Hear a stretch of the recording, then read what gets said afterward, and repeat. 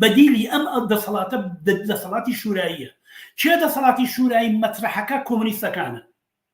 ئەگەر خەڵکی کوردستان، ئەگەر بەشی پێشڕەوی خەڵکی کوردستان، ئەگەر خەڵکی ناڕازی خەڵکی کوردستان ئومێد و ناڕزایەتی خۆیان بە ئومێد و بە سیاسەتی حیزبی کۆمونیستەوە گرێبەن بۆی کە شوراکان دروستکەین، ئەوەی کە لە 91 دەستمان بۆ برد و کردمان و لە هەندێک جێگا خەریک بوون شوراکان نوێنەرانی خۆیان هەڵبژێرن.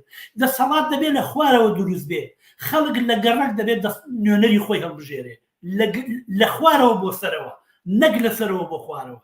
ئەمەی ئێستا دەسەڵاتێکە بە زۆری چەک داسەپێنراوە، نە دادگا وجودی هەیە، نە قازی وجودی هەیە، نە محکەمە وجودی هەیە. وڵاتێکە بێ دەرگا و پەنجەرە فقط مەجموعەیە چەکدار و مافیا خەریکن دەستیان کردو بە گرفانی خەڵکە، خەڵگە فرێنن، خەڵگە کوژن، خەڵگی ئەدامەکەن، هیچ کەسێک نییە پرسیار بکە.